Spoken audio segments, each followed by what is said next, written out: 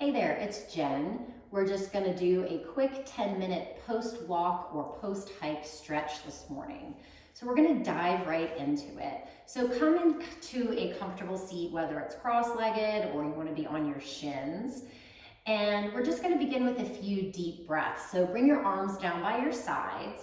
As you inhale, stretch your arms up to the sky.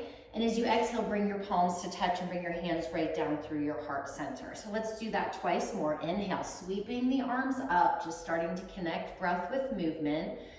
Exhale, bringing your hands back through your heart center. Last round of breath here. Inhale, sweeping the arms up. And then exhaling, bringing the hands back through center. So now we'll add in a little bit of movement. So inhale, the arms sweep up. Bring your left fingertips down to the mat and stretch your right arm up and over. Maybe take your gaze up towards the sky, look down towards your fingers, and then start to reach your arm across the front of your body. That's going to start to bring the stretch a little bit further down into your low back. And then bring both arms back up to the sky.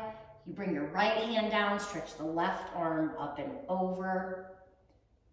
And again, give your neck a little turning right and left. And then maybe reaching the arm straight across. So you'll feel the stretch start to shift into the low back. And then let the inhale bring your arms back up to the sky. Just a little gentle twist. So bring your right hand across to find your left knee. Let your left fingertips touch the ground as you take your gaze over your left shoulder. And then inhale, bring your arms back up. You're going to bring your left hand across to your right knee, your right hand behind you. Take a little gentle twist, maybe looking over your right shoulder. And so then coming back to center, so we're going to take cow face pose, which is called Gomukhasana.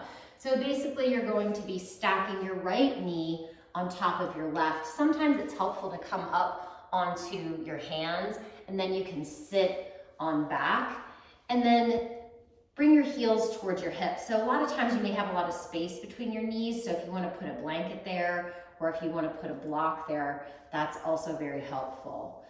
So from here, inhale, sweep your arms up to the sky and you're going to bring your left arm back behind you. Take your right hand to find your left elbow and just lean your way over to the right. So you're getting into the tricep and hopefully moving the stretch the whole way down into your left hip.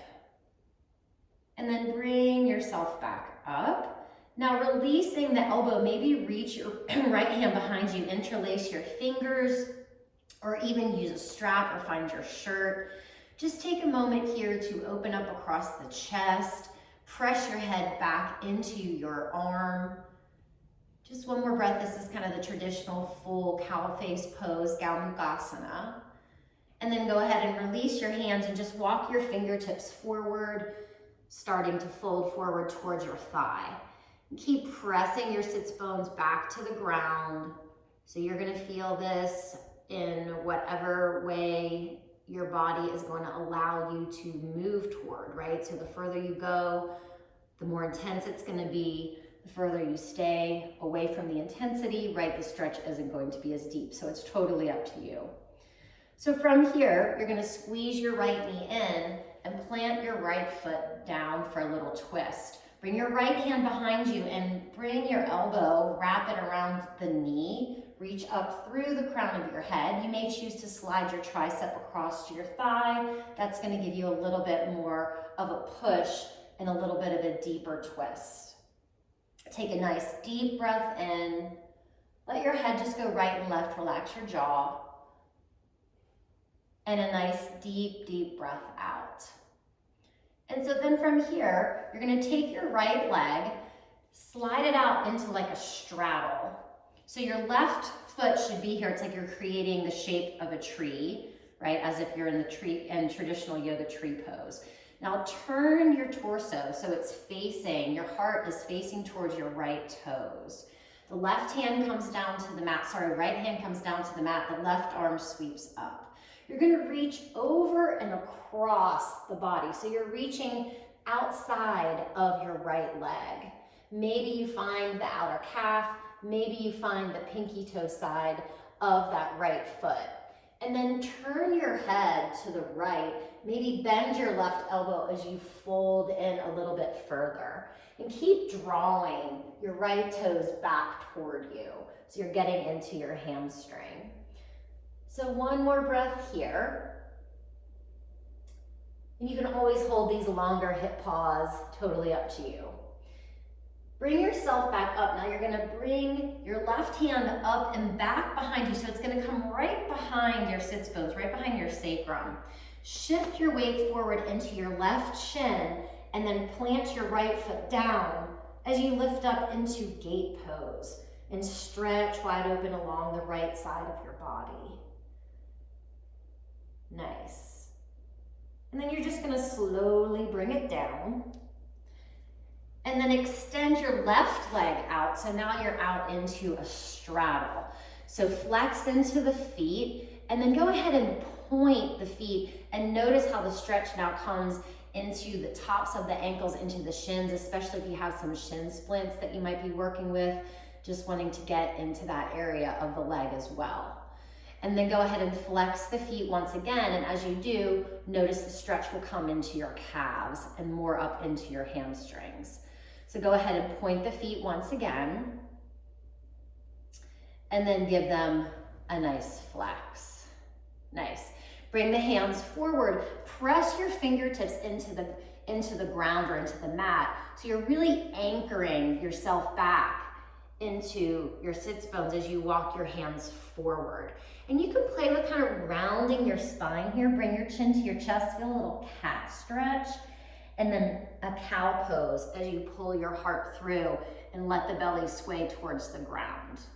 So you can play with that action, giving your spine a little bit of movement.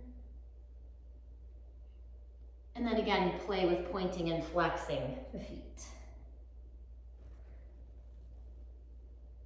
And then bring both of your legs together. So now you have the feet in flexion. I'm gonna turn, so I'm on my mat. You can always use a strap if you like, but it isn't essential that you're finding the feet anyway. So think about reaching up through the crown of the head and hinging from your hips as you start to fold your way forward. And the hands can remain on the mat, or if you have the space to walk further forward.